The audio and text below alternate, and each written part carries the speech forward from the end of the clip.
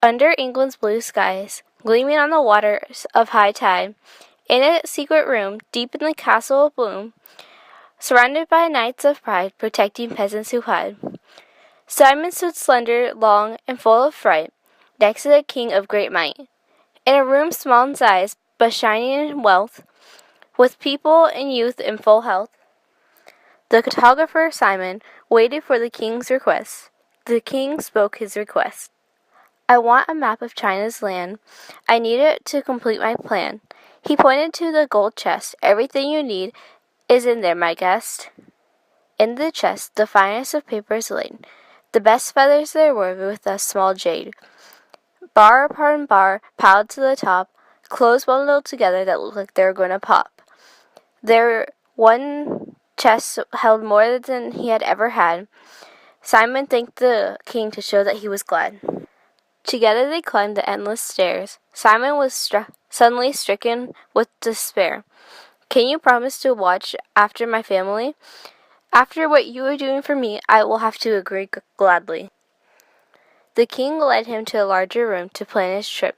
Everything was made of great craftsmanship, but old and clear. A huge window sat, looking out on the land. For miles, all you can see is what people thought of as the heartland. He realized the life he could save his family of if he just went with this plan. The king told Simon he would be sending a newsman. The next afternoon, Simon had to say his goodbyes, for he was leaving the next morning. He hugged his family as a flash of light lit up the sky with lightning. Birds were chirping and singing. Streets were already humming. Simon knew he would be back soon, yet the sun had only replaced the moon.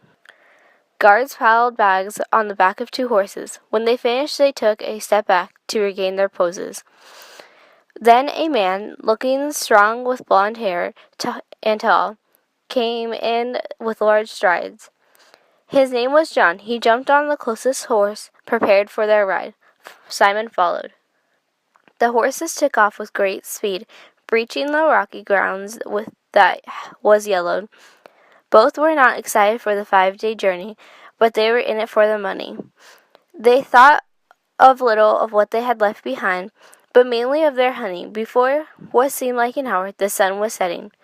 Soon they heard the humming of a town. After their 5 days of riding, they reached their destination. They reached a wall of 20 feet that set open. Without thinking, both men rode in. Two tall men ran up to them with great discipline. For what reason have you come? The bearded man questioned. I have come to make a map of this land, Simon replied. Within 20 seconds, 20 men surrounded him. John was gone. Simon's eyesight was suddenly covered and gone. It was cool, dark, and the sounds of misery filled the air. He sat on something hard. The small cell looked like a lair. Though he had no idea why he was there, he knew he had to get out. For his family, for the king, he must get out, there's no doubt. When someone walked over, he called out. The person never turned or flinched, he just walked out. There was a faint cough from the corner of the cell. It was John, who did not look very swell. Bruises covered his face. He was pale like a ghost. Before Simon could ask, John explained with a quick boast. The man at the gate had taken him from behind with little tread. They had beaten him up before he could even cry. John spoke about that the men were saying that they're going to kill them. Together in silence, they decided they needed to get out of this mayhem. The bright light shone through the cracks by the roof. The sounds of the streets came through, and a sound of a horse hoof, causing light brought hope for the two Englishmen. John slowly got up, hitting his fist again and again, causing pieces of crack to fall in. He then hit the roof again and again and again. There was a hole big enough for both of them to get through and out of the den. Both men stood on the outside of the gray wall. The bright blue sky was clear and elegant. Building stood next to the great hall. Simon had lost all his supplies. He could not make the map. He needed somewhere where he could get the supplies to make a map. John looked at him and pointed at the building of gold. Guards protected the temple of gold.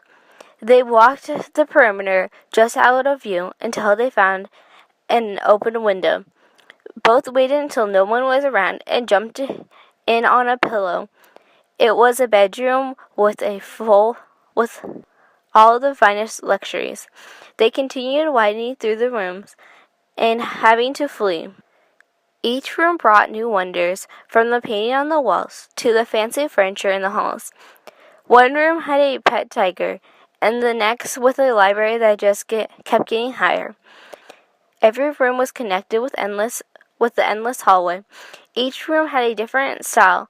One even had a giant archway. Then they entered a room greater than the rest. It could have been its own hotel for the best. On the first level of the room, there were rows and rows of beds. Up on the stairs on both sides of the room was a level full of desks and books overhead. A ladder led to the next level that they climbed. At the top was a room of riches better than the king had ever chimed. One behind the other, they climbed the ladder, wanting to see what beheld at the top of the ladder. It was a perfect solution. Shelves and shelves of maps lay across the room. He felt like he had won. There were so many maps that Simon and him had to choose which ones to take. There was one of China in every place he had seen, so he grabbed all of the ones he could take. Someone on the bottom floor was whistling. Both men grabbed the maps and jumped out the window in a hurry. Luckily, the temple walls had vines from top to bottom. They climbed down without being heard or seen with a hum. Running as fast as they could get out of China, a man was walking by with his 2 horses down the street. The men jumped on his horses as fast as a cobra. They rode at full speed till they reached the gate. The gate started to close, but they made it through almost too late. Free from China's, they slowed down, but continued on, yearning to reach home, racing across a lawn. They reached the castle full of joy. Simon was so excited he acted like a little boy. The king was ecstatic after he saw what he had brought. He threw them a festival and doubled their prize from what he had thought. Simon was well off now, but continued working for the king. John left to travel after he got the money. Now he was always wearing bling.